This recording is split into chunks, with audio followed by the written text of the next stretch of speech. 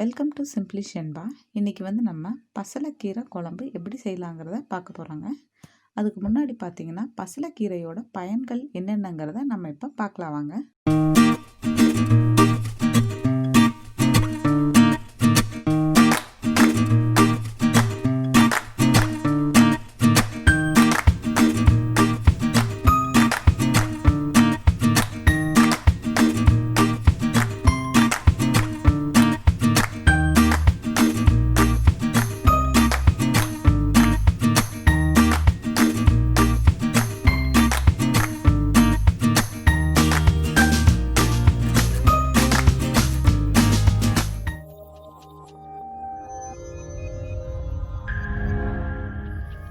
எப்போவுமே பார்த்திங்கன்னா சத்தான உணவு பட்டியலில் முதல் இடத்த பிடிச்சது எதுன்னு பார்த்திங்கன்னா கீரை வகை தாங்க.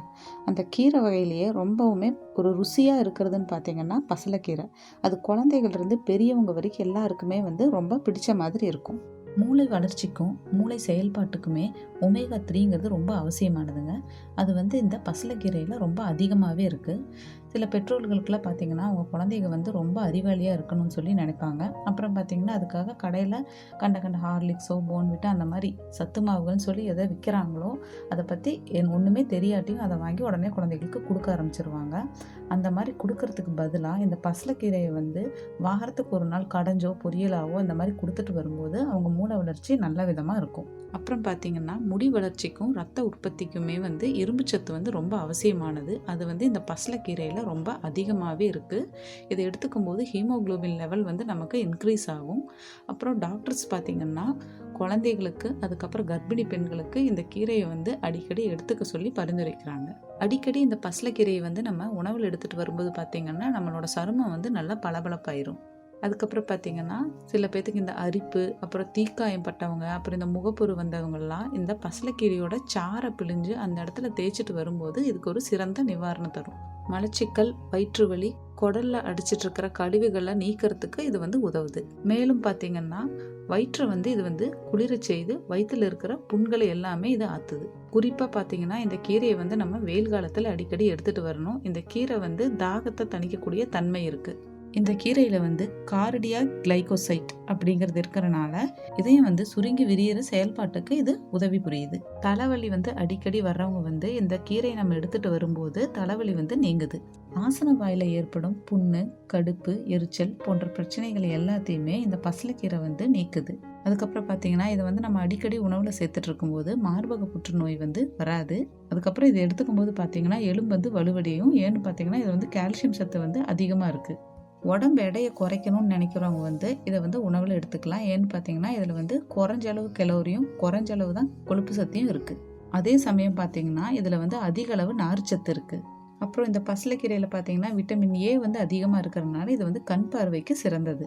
இவ்வளோ சத்துக்கள் நிறைஞ்சிருக்கிற இந்த பசலைக்கீரையை இப்போ நம்ம எப்படி செய்யலாங்கிறத பார்க்கலாங்க. இதில் நிறையா வெரைட்டி இருக்குது. இப்போ அதில் ஒரு பாகத்தை நான் உங்களுக்கு செஞ்சு காட்டுறேன். இதை வீட்டில் சும்மா நீங்கள் ஒரு தண்டை வச்சிங்கனாலே போதும்.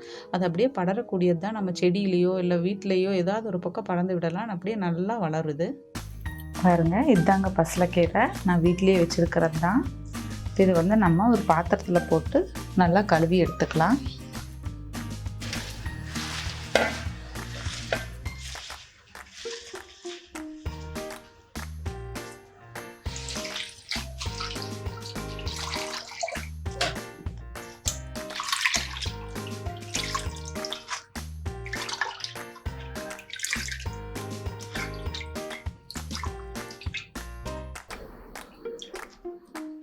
இப்போ நம்ம நல்லா கழுவி எடுத்தாச்சு. இது தண்ணியெல்லாம் நல்லா வடியட்டும். அதுக்கப்புறம் நம்ம பொடி பொடியாக நறுக்கிக்கலாம். இப்போ பாருங்கள், நான் அடுப்பில் மண் சட்டி வச்சுருக்கேன். இப்போ நம்ம கொஞ்சம் தேங்காய் எண்ணெய் ஆட் பண்ணிக்கலாம். இந்த மாதிரி கீரைக்கெல்லாம் தேங்காய் எண்ணெய் ஆட் பண்ணால் நல்லா மணமாக இருக்கும். எண்ணெய் சூடாகிடுச்சு, கடுகு சேர்த்துக்கலாம். சீரகம்,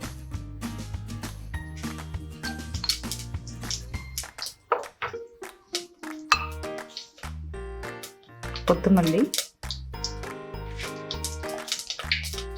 இப்போ அது கூடவே பார்த்தீங்கன்னா ஒரு கப் சின்ன வெங்காய பொடியாக அரிஞ்சு வச்சுருக்கேன். ஒரு 3 பல் பூண்டு, ஒரு பச்சை மிளகாய், ஒரு வரமிளகாய் சேர்த்துக்கலாம்.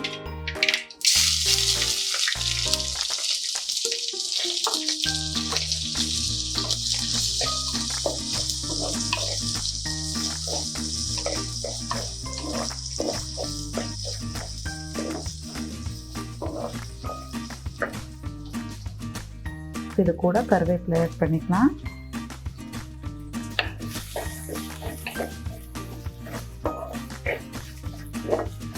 ரெண்டு தக்காளி எடுத்து வச்சுருக்கேன். நார்மல் சைஸ் தக்காளி, ரொம்ப பெருசாக வேண்டாம். இப்போ கூடவே உப்பு சேர்த்துக்கலாம்.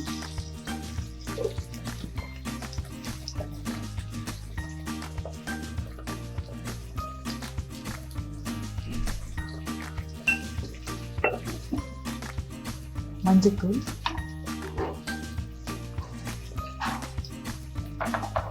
இப்போ நல்லா கலந்து விட்டுடுங்க. நல்லா வேகட்டும்.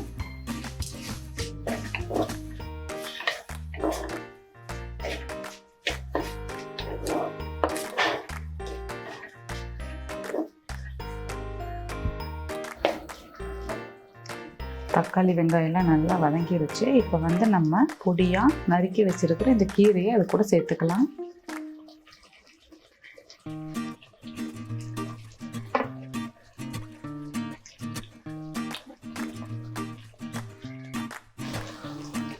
நல்லா கலந்து விட்டுடலாம். கீரை வேகட்டும்.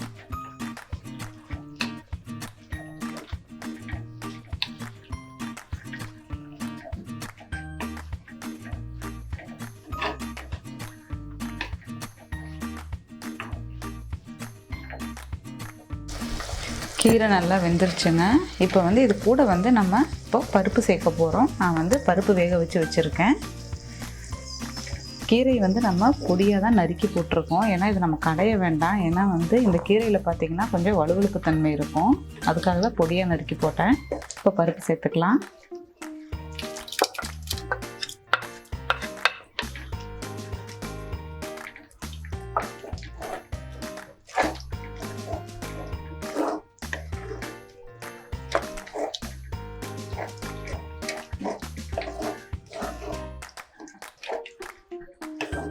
கொஞ்சம் தண்ணி ஆட் பண்ணிக்கலாம்.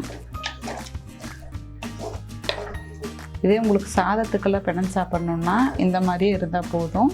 இட்லிக்கெல்லாம் தொட்டு சாப்பிட்ணுன்னா எனக்கு கொஞ்சம் தண்ணி மாதிரி இருந்தால் தான் நல்லாயிருக்கும்.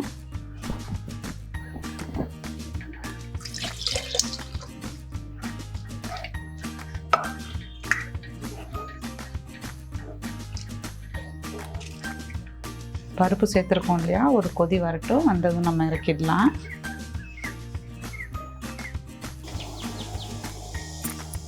பருப்பு நம்ம போட்டதுக்கப்புறம் ஒரு கொதி வந்துருச்சுங்க. அவ்வளோதான், பசலைக்கீரை குழம்பு ரெடி ஆகிடுச்சு.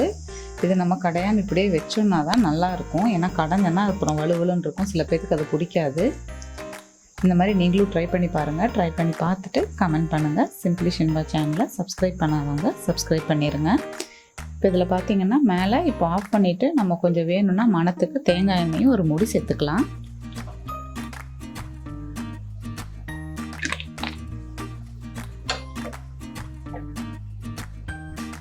Thank you.